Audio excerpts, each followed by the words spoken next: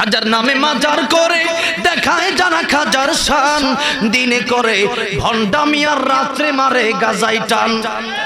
দাড়ি টুপি নাই কো তাহার আছে শুধু চুল, সুন্নতের খবর নাই সে আশিকে রাসূল।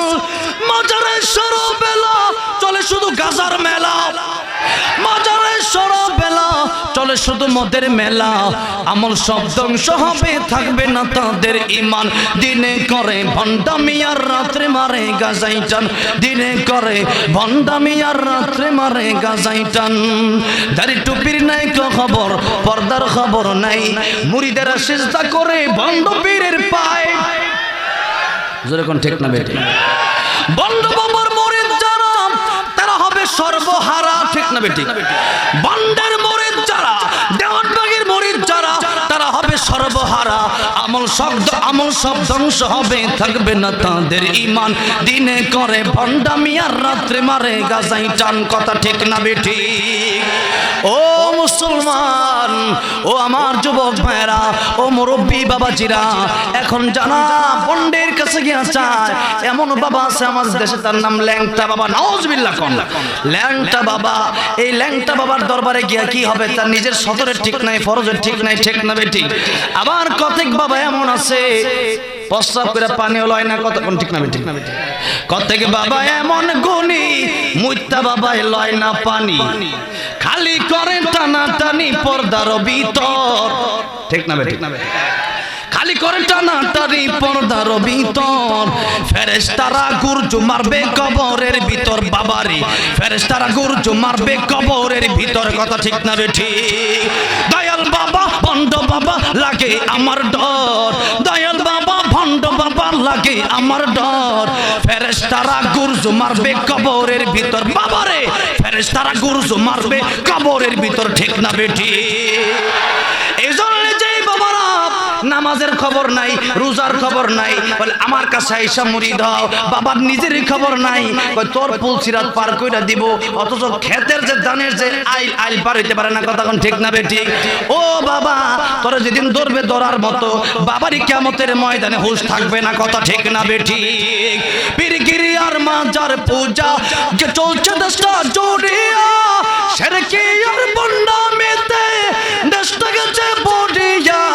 গাজার কীর্তন মারিয়া দেখায় খাজার শান, ওরা শিক্ষিত শয়তান, ওরা শিক্ষিত শয়তান, ঠিক না বেঠে? এজন্য মুসলমান সাবধান হয়ে যেতে হবে।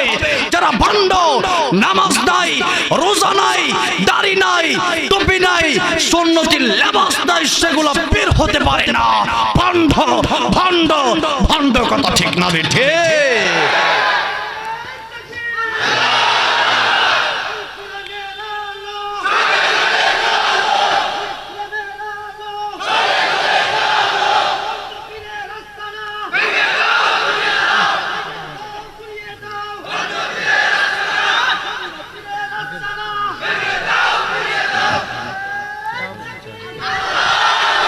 আমার ভাইরা, মুরব্বী বাবাজিরা, যদি কেউ কবরে গিয়ে চান, যারা মাজারে মান্নত করেছেন, একটা টাকাও আপনার লাভ হয় না। দিতে হবে মাদ্রাসায়। কোথায় দিতে হবে? মাদ্রাসায় দিতে হবে, যেখানে পড়লে আপনি কবরে চলে যাবেন, কিন্তু যতদিন এই মাদ্রাসায় কোরআন পড়া হবে আপনার কবরে সদকা জারিয়া সব পৌঁছে থাকবে। কোন সুবহানাল্লাহ।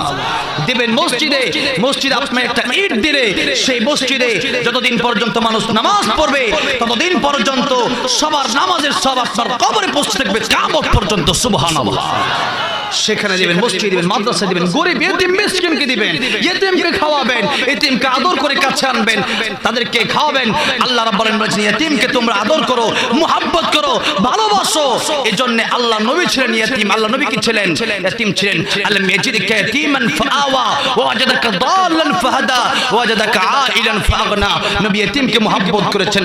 আপনি এতিমকে মুহাব্বত করে এক প্লেট খাবার দেন, আপনি এতিমকে মুহাব্বত করে শীতের পোশাক কিনে দেন, সে খুশি হয়ে যাবে, আল্লাহর আরশ পর্যন্ত খুশি হয়ে যাবে, ঠিক না বেঠিক?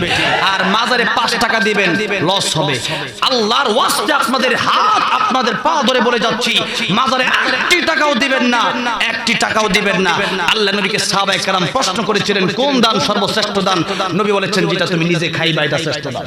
সুবহানাল্লাহ। কোন নিজে খাইলে সওয়াব আছে, নিজে খাইলেও সওয়াব আছে। আপনি একটা সিঙ্গারা খাবেন 5 টাকা দিয়ে কিনা, নামাজ পড়বেন, সিঙ্গারা খাইলে আপনার সওয়াব হবে। সুবহানাল্লাহ। আর যদি মাজারে দেন কোনো সওয়াব হবে না। মাজারে এই টাকা নিয়া যারা নামাজ পড়ে না, গাঁজা খায়, এই টাকা দিয়ে কি খায়? গাঁজা খায়, মদ খায়, সিগারেট খায়, নারীর মেলা হয় সেখানে, কথা কোন ঠিক না বেঠিক? এই জন্য সেখানে আমরা যাব, দেখলে প্রতিবাদ করব বলি ইনশাআল্লাহ। আল্লাহ বোঝার তৌফিক দান করেন।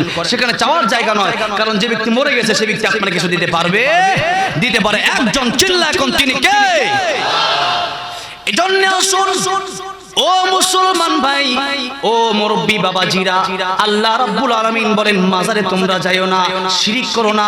ইন্নাশ শিরকা লাযুলমুন আযীম, শিরিক এত বড় গুনাহ। ইন্নাল্লাহা লা ইয়াগফিরু আইয়ুশরাকা বিহি ওয়া ইয়াগফিরু মা দুনা যালিকা লিমান ইয়াশা ওয়া মান ইউশরিক বিল্লাহি ফাকাদ ইফতারা ইসমান আযীমা। শিরক করা যাবে না। আল্লাহ বলেন, আমি চাইলে সব গুনাহ তোমাদের মাফ করে দিতে পারি। আল্লাহ চাইলে সব গুনাহ মাফ করে দিতে পারেন কি পারেন না? ও বাবা, ইবাদত দিয়ে কিন্তু জান্নাতে যাওয়া যাবে না। আল্লাহর নবী বিশ্ব নবী রাহমাতুল লিল আলামিন বলেন, রাসাবিরা, আল্লাহ দয়া মায়া ছাড়া কেউ জান্নাতে যেতে পারবে না। সাহাবায়ে কেরাম প্রশ্ন করলো, ইয়া রাসূলুল্লাহ, ইয়া হাবিবাল্লাহ, ও নবীজি, তাইলে আপনিও কি আল্লাহর দয়া মায়া ছাড়া জান্নাতে যেতে পারবেন না? নবীজি বলেন, সাহাবীরা রে, আল্লাহর দয়া মায়া ছাড়া আমি নবীও জান্নাতে যেতে পারবো না। জোরে জোরে কোন আল্লাহু আকবার। আল্লাহ উসিলা দেখে দেখে জান্নাতে দিবেন। আজকে আমরা সবাই ইনশাআল্লাহ তওবা করে যেতে, এরপরে বাড়িতে যেতে রাজি আছি না? ইনশাআল্লাহ সবাই তওবা করে মুনাজাত করে, আর মাত্র আধা ঘন্টা সময়, 12টার ভিতরে ইনশাআল্লাহ শেষ করব। তবে আধা ঘন্টা সময়ের ভিতরে আমি আপনাদেরকে অনুরোধ করব, একজন ব্যক্তিও যেন না ওঠেন। রাজি আছেন তো? ইনশাআল্লাহ। এবার আসুন, আল্লাহ রাব্বুল আলামিন বলেন, বন্ধু 1 নম্বরে বানাও কাকে? আল্লাহকে নামাজের মাধ্যমে, হারাম ছেড়ে দেওয়ার মাধ্যমে, সুন্নত নবীর আদর্শের মাধ্যমে। 2 নম্বরে আসুন, আল্লাহ রাব্বুল আলামিন বললেন, আমার নবীকে বন্ধু বানাও কাকে? রাসূলকে। ওয়া রাসূলু, কারণ হলো নবী আমাদের জন্য যত কষ্ট করেছেন পৃথিবীর মা বাবা এত কষ্ট করতে পারে?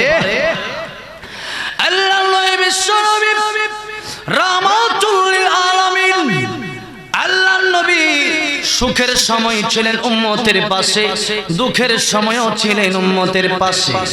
যখন নবীর মৃত্যু হয়ে যাবে তখন জিবরাইল আলাইহিস সালাম আসলেন, আল্লাহর নবী কান্দা আরম্ভ করলেন। আল্লাহর নবী বিশ্ব নবী রাহমাতুল লিল আলামিনকে ডেকে বলে, ইয়া রাসূলুল্লাহ, ইয়া হাবিবাল্লাহ, ওগো নবীজি, আপনি কি ফাতেমার জন্য কান্দেন, নাকি খাদিজার জন্য কান্দেন, নাকি আয়েশার জন্য কান্দেন, নাকি হাসান হুসাইনের জন্য কান্দেন? আল্লাহর নবী ডাক দিয়া বলে, জিবরাইল,